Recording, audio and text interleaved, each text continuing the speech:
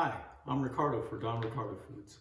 I want to share a little bit about some of the condiments that are going to go in, the veggies, so to speak, for Amelia's fish taco batter once the fish taco batter's cooked, mixed, and all that stuff. I would suggest doing this first because it can sit off to the side and they're already chilled ingredients, so it's not like they're going to get cold or anything since they're already cold. So what I'm going to do is I'm going to start with the cucumbers, one of the ingredients that goes in. And I already chopped the ends off. I'm only using half for what we're going to be eating today. It's not necessary to use the whole thing. And I already got it partway peeled. I just want to show for anybody who is an amateur at the kitchen, new, or just wants to get an idea. So I'm just finishing peeling it. It was already partway peeled. And then you go ahead, and what I like to do is part the cucumber long ways in quarters. So we go in half, and we'll put it down the halves, flat side down, and then we'll cut those quarters in halves, or those halves in quarters, I mean, by cutting down the center. And then we're only going to do about 1/4 of an inch more or less. And those will leave it into the little nice bite-sized chunks that are going to go into the tacos once they're all ready. So that's how that's done. So we're going to go ahead and put these into our serving dish. And because there's not a lot, we're going to share the serving dish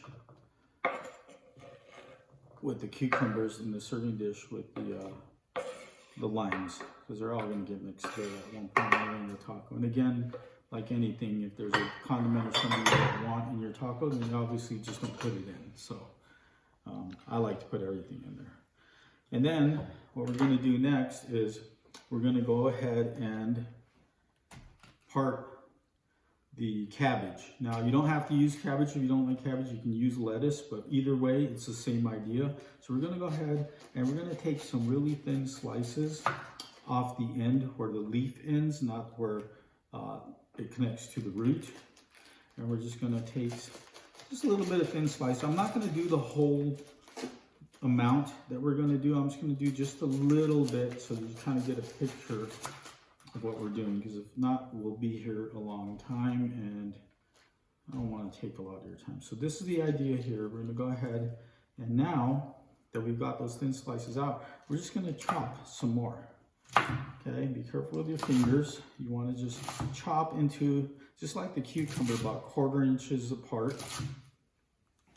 Okay, and this is basically, it's just shredding up so that when we put in the tacos, they're not going to be big chunks. Then we're going to turn a little bit. We're going to cut into smaller pieces. And a couple of reasons for this: we don't want big pieces and it not to be applied evenly into the taco.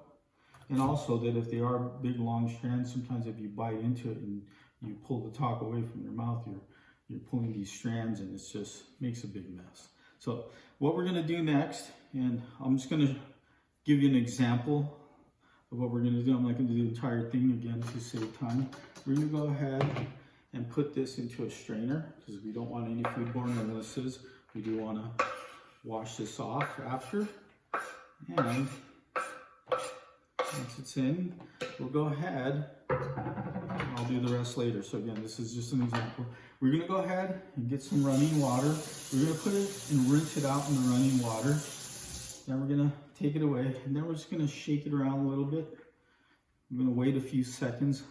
Look, once it's no longer a stream and it's just kind of a couple of drips, it'll take about 10-20 seconds depending how patient you are.